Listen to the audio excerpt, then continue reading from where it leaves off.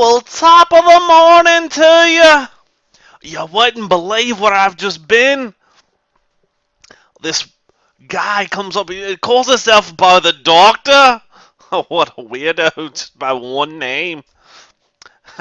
I really thought he was kind of off his crocker whenever he asked me to get into his little blue box and all. But he took me on the most amazing journey. Took me back to see the colonial days of those Americans.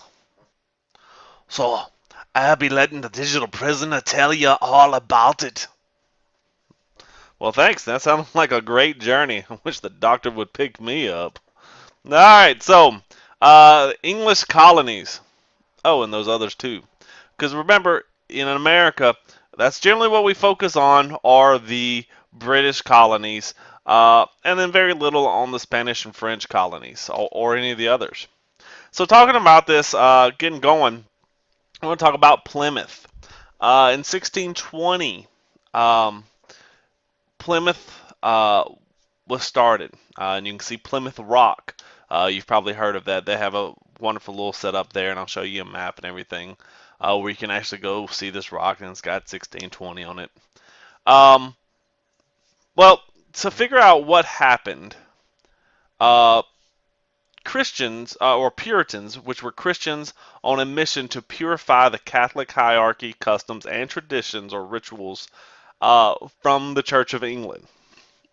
They wanted to get all of those old Catholic ways out of the Protestant church.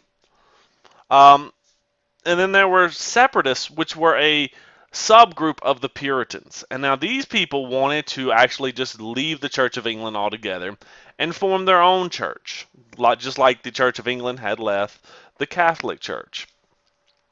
Well, Separatists partnered up with the Virginia Company, and we talked about that in the last video, to expand the Chesapeake Bay Colony.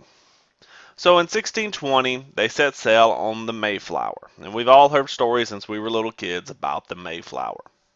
Only about half of the crew were Puritans that had set sail.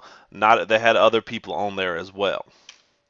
They accidentally landed in north of the Cape Cod Peninsula, and they went on into the mainland. They created something, and this is the document here, the Mayflower Compact. It was signed by 41 of the men on the Mayflower. They first in there says, we admit that we are subjects of King James I. And they formed a civil body and agreed that they would pass and obey laws for the good of the colony. Because they'd kind of landed off where they weren't supposed to have landed, and were setting up kind of their own colony. And they set this as kind of their document saying that they're all going to work together and abide by the rules that everybody decides together. And this compact is believed to be, or it is, one of the founding documents of this country that eventually leads to the Declaration of Independence and the Constitution and so forth. So it had a great impact. Disease had decimated the Indian population. We talked about that in the last video as well, how they brought over diseases like smallpox and so forth, and it's believed to have killed up to about 90% of the Indian population in the Americas. Well, so there was plenty of land. And the Indian we've all heard referred to as Squanto, intermediated between the colonists, these pilgrims and so forth, who had landed here, and the Poconet tribe of Indians. And they helped teach these settlers how to survive in this new world. And in 1621, they had a 3-day celebration giving thanks to the Indians for teaching them how to survive in this new strange world. And this is what we today celebrate as Thanksgiving. You can see here, this is Cape Cod, very beautiful. I was out there this summer, went all the way out here, um, and this is where they landed originally. They came on to land here. And you can see this Plymouth colony. You can see the Massachusetts Bay colony up here, and we'll talk a little bit about Rhode Island, and you can see kind of where this is located in regards to the other colonies. Now, Massachusetts Bay Colony. In 1625, King James I died. Charles I becomes king. Charles I isn't about to put up with all the Puritan stuff that's going on um, because the king is the head of the Church of England. And he doesn't want to deal with all these Puritans constantly trying to change how things are and trying constantly giving them problems. And so he starts trying to get rid of them, run them out of the country, punishing them. And so they want to get out of there. And a group of Puritans formed the New England Company.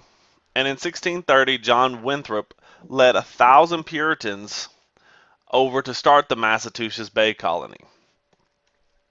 And this is during the period that is known as the Great Migration, where 20,000 Puritans fled to North America, and this happened over about a 12-year period. Now, Puritans, talk a little bit more about them. Who are the Puritans? They are followers of John Calvin. Believed that priesthood of all believers. So basically what that means is that there should be no priests or bishops, that everybody is a leader of the church. Okay? That God uses everybody to lead and teach us different things. So they didn't have a specific priest or preacher or a bishop or anything like that. They believed in predestination. And predestination is that God has predetermined who is saved and who is damned. So God already has a whole plan of what everything is going to happen, and it's just all playing out like kind of like the scenes in a movie. Everything's already determined for us. And then strict followers of godly behavior. They believed that even though it was predetermined, you had to strictly follow all of this godly behavior because that showed that you were one of the ones who was predestined to be in heaven someday. And some of the cities and villages and so forth that they wound up starting were Boston, Sudbury, Dorchester, Cambridge, places that we've all heard of. And John Winthrop was very popular among these group of people, these Puritans. He was actually elected governor 12 different times. Now, they had town meetings in which they got together and decided upon things. Any adult male could attend or petition the assembly, the town meeting. Petition and ask for something to be done or ask for something, and then they could attend and vote upon things. Well, any adult male could do that. Only church members could vote. Okay, if you weren't a part of the Puritan church, you weren't allowed to vote, and you were not allowed to be elected. Now, you could come to the meeting and find out what's going on, and you could still ask for stuff from the assembly, but you could not be elected into office or vote on who was elected in office. They didn't tolerate other religions at all. If you were Catholic, no, don't stop here. Go find you some other place. If you were, whatever you were, they did not accept you. If you were Jewish, whatever, they did not tolerate anybody but Puritans. It made it very difficult on you if you were there. It sounds very odd from a lot of people who supposedly came here looking for religious freedom. In reality, they came looking for religious freedom for themselves. They wanted everything to be how they wanted it. They didn't want everybody to be able to do what they wanted.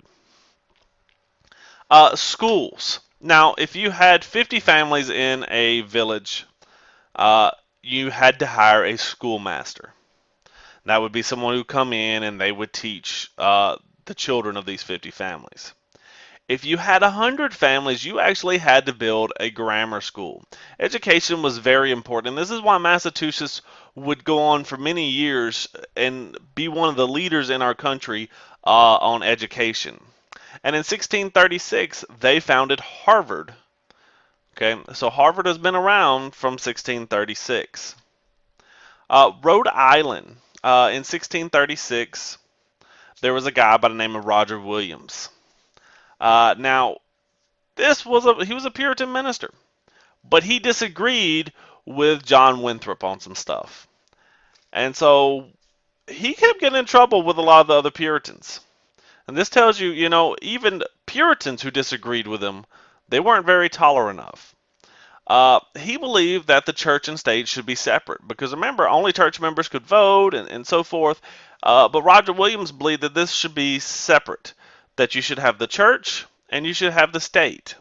And the state should be able to run itself without the church's interference because the church, and that was one reason they had fled, was the church had interfered so much and was so powerful over in England. And they also believed that you should pay for the land that had been taken from the Indians. Because people were just kept taking more and more land. Oh, well, we just showed up. Oh, we'll go take this land. And, they continued to take more and more land than the Indians were allowing them to have, which made relationships very strained between the colonists and the Indians. And if the Indians had a better understanding of how the colonists viewed the land, they would have probably stood up more. And also if the disease hadn't decimated the Indian population. Well, in 1636, Roger Williams fled south rather than to be arrested. Because of these ideas that he had, they were going to arrest him. And he started a new colony, and he based this colony on religious tolerance and separation of church and state. And that would go on to become Rhode Island. You can kind of see Rhode Island here. You see it. You see here is where the Plymouth colony was. Here's where the Massachusetts Bay colony was. And you can see where we'll talk about Connecticut is over here and so forth. So you can kind of see where that lies. Connecticut in 1636. Something very similar happened. A guy by the name of Thomas Hooker, who was also a Puritan minister in the Massachusetts Bay Colony. He also disagreed with the leadership of John Winthrop. Now remember, he was very popular, but there were the people who disagreed. Remember, not everybody always agrees with leadership.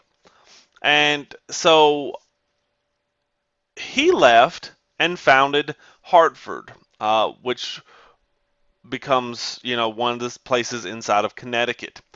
He writes this thing called the Fundamental Orders of Connecticut. And it was a set of 11 laws forming the first constitution in the colonies.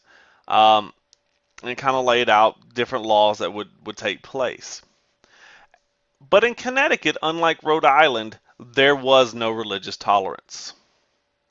Okay, so there was, again, a place that you had to be Puritan, you had to follow these ideas, and it wasn't just open for freedom for everybody.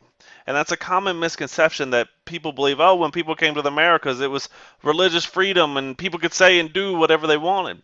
No, that's not how it was when people originally came here. Our freedoms were something that were forged and developed over time. All right, so until next time, we'll pick up talking about the English colonies. Deuces!